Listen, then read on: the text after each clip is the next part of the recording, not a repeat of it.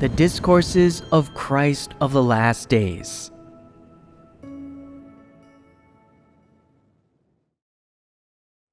Only with fear of God can one tread upon the path of salvation. Those who have no God-fearing hearts will not change, no matter how long they believe in Him. Only those who fear God can obtain the work of the Holy Spirit and step onto the path of salvation. How crucial it is for man to have a God-fearing heart. Why do some people never come to know themselves? It is because they have no God-fearing hearts. Why are some people never able to obtain the work of the Holy Spirit? It is because they have no God-fearing hearts. Only those who have God-fearing hearts are able to often self-reflect and come to know themselves. They are always afraid of making mistakes or walking down the wrong road. When things happen to them that require them to make choices, they would rather offend man than offend God, and they would rather suffer persecution than distance themselves from God or betray Him. Job was a man who feared God and shunned evil, and he received God's approval. So, where must your experience begin if you would attain salvation in your belief in God? You must start by accepting God's judgment and chastisement, attaining a true knowledge of yourself, and truly repenting. This is stepping onto the path of salvation. It is not easy for people to know themselves. It is even more difficult for them to know their own corrupt disposition and essence, to know how small and insignificant they are before God, before the Creator. If people cannot know their own corrupt dispositions or what their corrupt essence is, will they then know what kind of relationship they have with God, their measure before God, or whether God likes them? So what have they obtained after all these years of believing in God? Have they obtained the truth? Have they stepped onto the path of salvation? If, after coming to believe in God, they eat and drink His words, live a church life, and perform their duty, does that amount to having a relationship with God? What can a person do? What should they pursue? What position should they stand in? And how should they choose their path in order to have a relationship with the Creator? Do you know?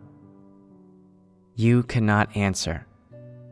It seems you lack too much, which means that you do not focus on seeking or fellowshipping about the truth in many things you do not understand.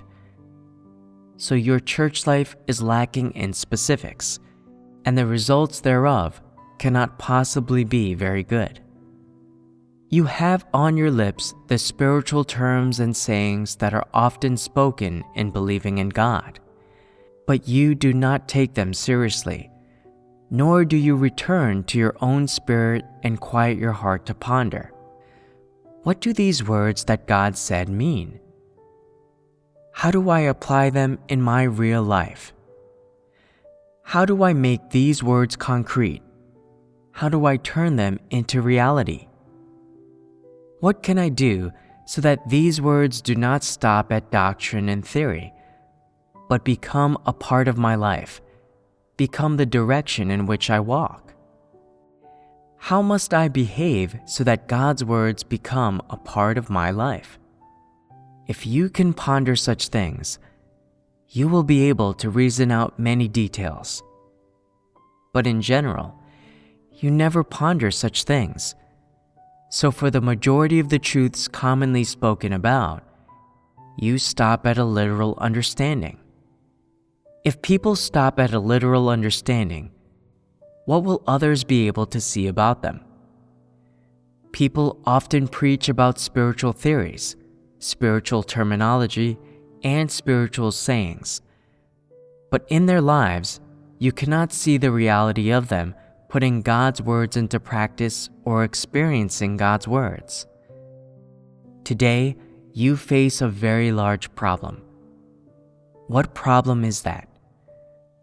It is that because you are capable of preaching a little doctrine and have a grasp of certain spiritual sayings, and can talk a little about your experiences of knowing yourselves, you think that you understand the truth, that your faith in God has reached a certain level, that you are above most people.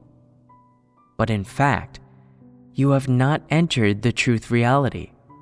And without people to support and provide for you, without people to fellowship the truth to you and guide you, you would come to a standstill and grow dissolute. You are incapable of undertaking the work of testifying to God. You are not able to complete God's commission, yet inside, you still have a high opinion of yourselves. You think that you understand more than most people, but in fact, you lack stature. You have not entered the truth reality and have grown arrogant merely from being able to understand a few words and doctrines. As soon as people enter this kind of state, when they think they have already gained the truth and become complacent, what kind of danger are they in? If a glib-tongued false leader or antichrist really does appear, you will undoubtedly be misled and start following them. This is dangerous, is it not? You are liable to be arrogant, self-righteous, and complacent, in which case, will you not stray from God? Will you not betray God and go your own way? You do not have the truth reality, and you are unable to testify to God. You can only testify to yourselves and flaunt yourselves. So are you not in danger? Additionally, if you are mired in this circumstance, what corrupt dispositions will you reveal? First of all, you will reveal an arrogant and self-righteous disposition. That goes without saying. Will you not also pull rank and flaunt your seniority? Will you not lecture people from on high? If you reveal these corrupt dispositions, will God not detest you? If someone is especially arrogant and self-righteous, and they do not self-examine, then is it not possible that God will spurn them? It is truly very possible. For example, you may have performed your duties for several years, but there has been no discernible progress in your life entry. You merely understand a few superficial doctrines and have no true knowledge of the disposition and essence of God, no breakthroughs to speak of. If this is your stature today, what will you be liable to do? What revelations of corruption will you have? Arrogance and conceitedness. Will your arrogance and conceitedness intensify or remain unchanged? They will intensify. Why will they intensify? Because we will think ourselves highly qualified. And on what basis do people judge the level of their own qualifications? On how many years they have performed a certain duty, on how much experience they have gained, is it not? And with this being the case, will you not gradually start thinking in terms of seniority? For example, a certain brother has believed in God for many years and performed a duty for a long time, so he is the most qualified to speak. A certain sister has not been here long, and although she has a little caliber, she is not experienced in performing this duty, and hasn't believed in God for long, so she is the least qualified to talk. The person who is most qualified to speak thinks to themselves, "Since I have seniority, that means the performance of my duty is up to standard, and my pursuit has reached its peak, and there is nothing I should strive for or enter into. I have performed this duty well. I have more or less completed this work. God should be satisfied." And in this way, they begin to grow complacent. Does this indicate they have entered the truth reality? They have stopped making any progress. They have still not gained the truth or the life, and yet they think themselves highly qualified and talk in terms of seniority and wait for God's reward. Is this not the revelation of an arrogant disposition? When people are not highly qualified, they know to be cautious. They remind themselves not to make mistakes. Once they believe themselves to be highly qualified, they grow arrogant and start to have a high opinion of themselves and are liable to be complacent. At such times, are they not likely to ask for rewards and a crown from God, as Paul did? What is the relationship between man and God? This is not the relationship between the Creator and created beings. It is nothing more than a transactional relationship. And when that is the case, people have no relationship with God, and God will likely hide His face from them, which is a dangerous sign. Some people set God aside, controlling God's chosen people themselves, transforming the setting in which people do their duty into an independent kingdom of antichrists. They transform churches that serve God and worship Him into religious organizations. Have these people entered into the truth in life? Do these people follow, serve, or testify of God? They absolutely do not.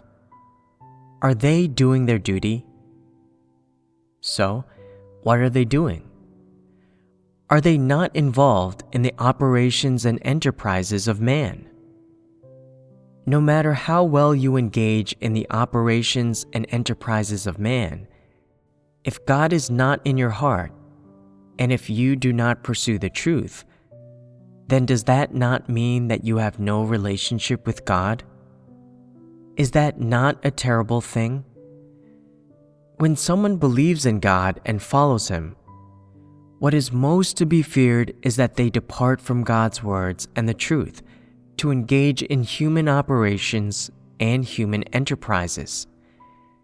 To do so is to stray onto one's own path.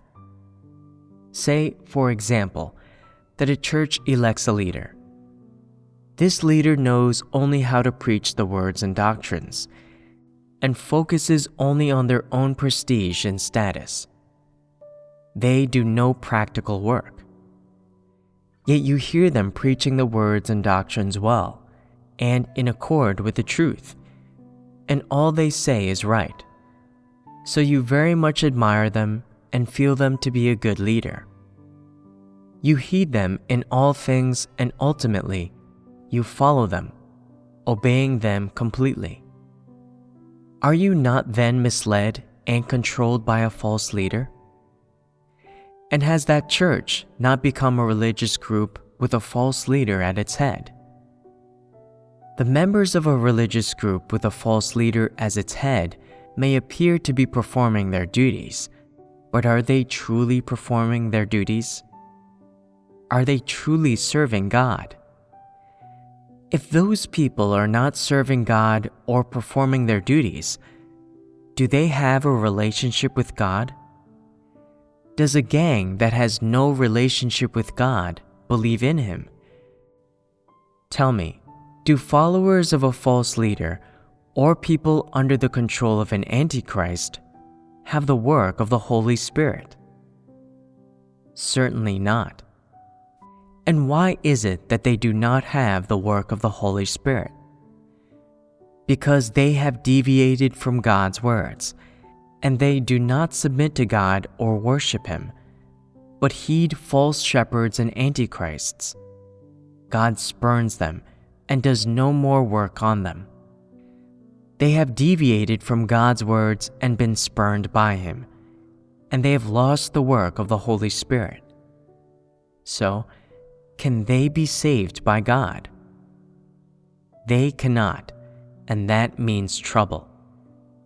Therefore, however many people there are in a church performing their duties, whether they can be saved depends crucially on whether they are really following Christ or a person, on whether they are really experiencing God's work and pursuing the truth or engaging in religious activities, in human operations and human enterprises. It depends crucially on whether they can accept and pursue the truth, and on whether they can seek the truth to resolve problems when they discover them. It is these things that are most crucial. What people really pursue and what road they walk, whether they really accept the truth or abandon it, whether they submit to God or resist Him. God is constantly scrutinizing all these things. Every church and every individual is observed by God.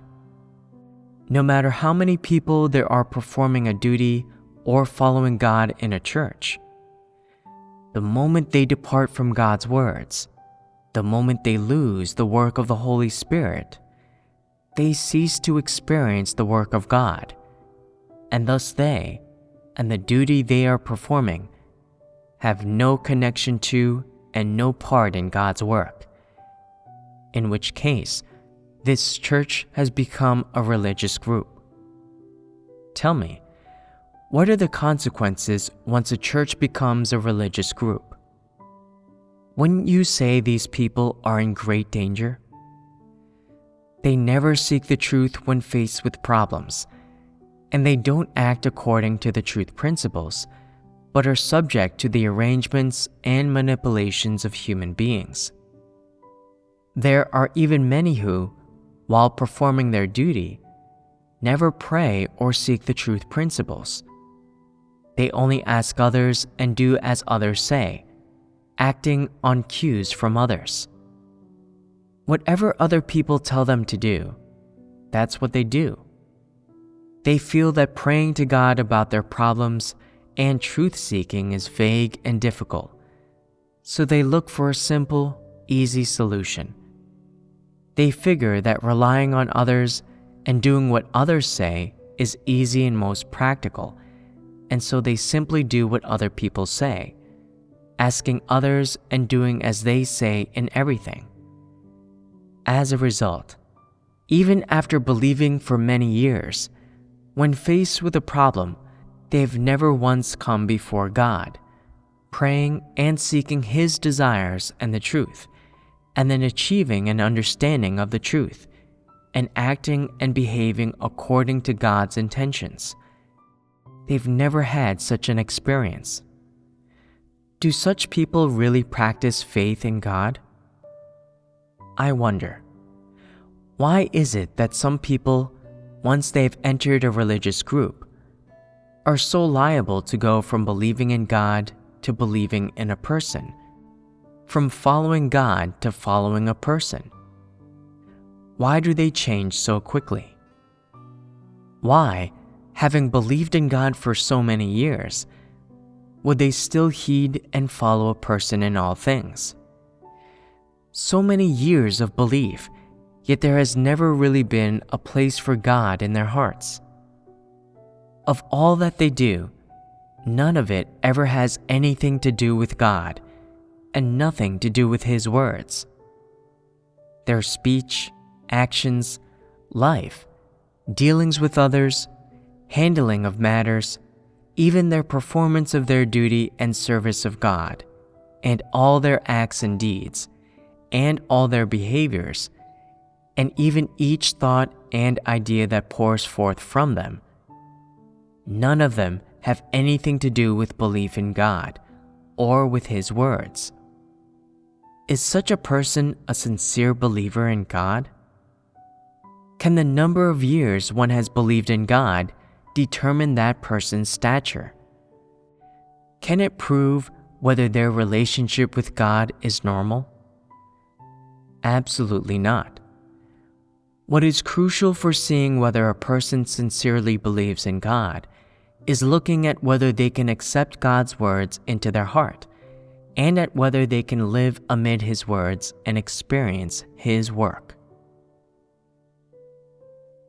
Ponder this.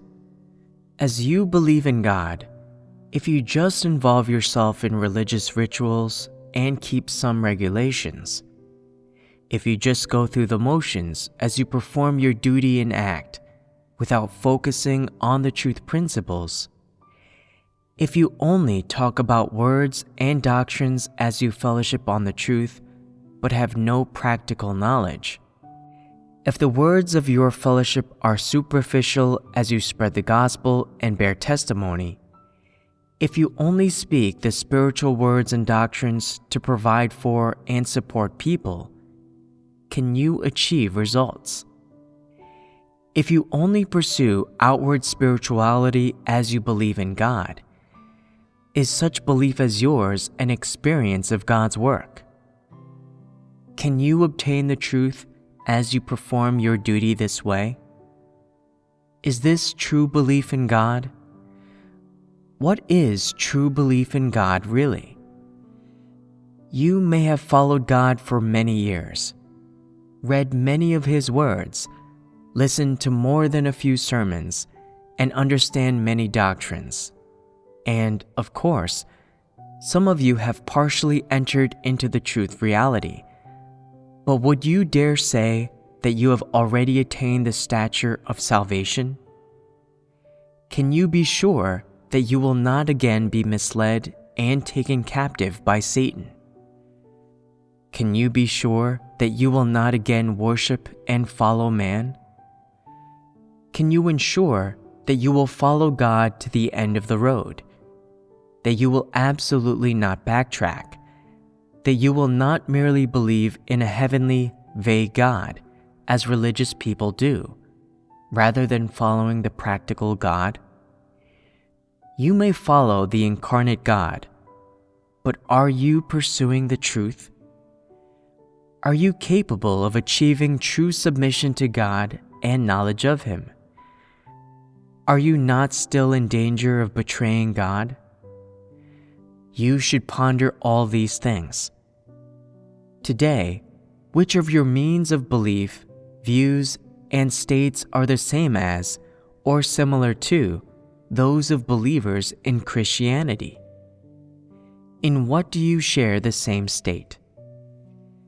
If someone who believes in God adheres to the truth as though it were a set of regulations, is their belief not liable to become an engagement in religious ritual? Observing religious rituals is really no different from Christianity.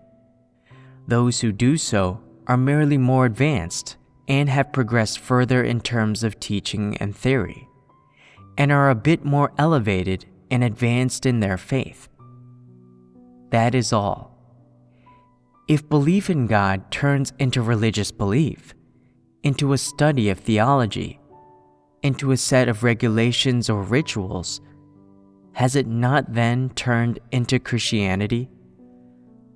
There is a difference between new and old teachings, but if all you do is understand the truth as doctrine, and you do not know how to practice the truth, much less how to experience God's work, and if, however many years you believe in God, however many hardships you undergo, however many good behaviors you have, what you have is nevertheless not a genuine understanding of the truth, and you have not gained the truth or entered the truth reality, then is your mode of belief not that of Christianity? Is that not the essence of Christianity? So, What views or states do you have in your actions or the performance of your duty that are similar to those of Christians, or the same as theirs? We adhered to regulations and equipped ourselves with the words and doctrines. Adherence to regulations, preaching the words and doctrines, regarding the truth as the words and doctrines. What else? We focus on doing work, not life entry. You focus only on exerting yourselves, not on gaining life or entering into the truth reality. What else? We focus on the appearance of spirituality and good behavior. You've said a bit now, so I'll summarize. To pursue the appearance of good behavior, and to try mightily to wrap oneself in a veneer of spirituality, and to do things that people hold to be correct in their notions and imaginings, things that people tend to endorse. This is a pursuit of false spirituality. Such a person is a hypocrite who stands on their soapbox to preach the words and doctrines, who instructs others to do good deeds and to be good people, who poses as a spiritual person. Yet in their dealings with others and handling of matters, and their performance of their duty, they never seek the truth, but live by satanic dispositions.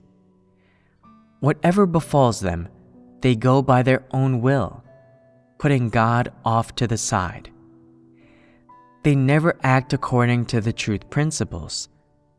They merely adhere to regulations.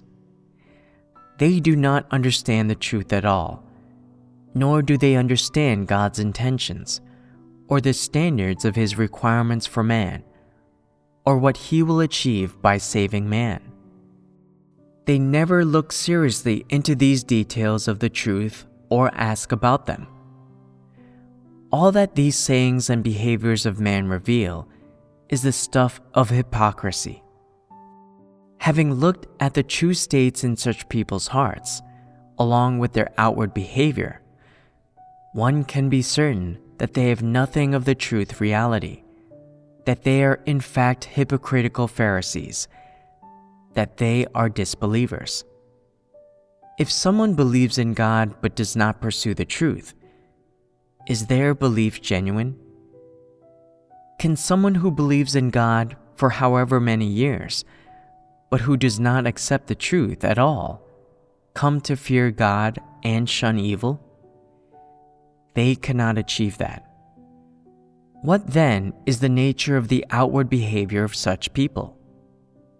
What kind of path can they walk? The path of the Pharisees. With what do they spend their days equipping themselves? Is it not with words and doctrines? They spend their days arming themselves, dressing themselves up with words and doctrines to make themselves more like the Pharisees, more spiritual, more like people who serve God. Just what is the nature of all these deeds? Is it worshiping God? Is it genuine faith in Him? So, what are they doing? They are deceiving God. They are just going through the steps of a process.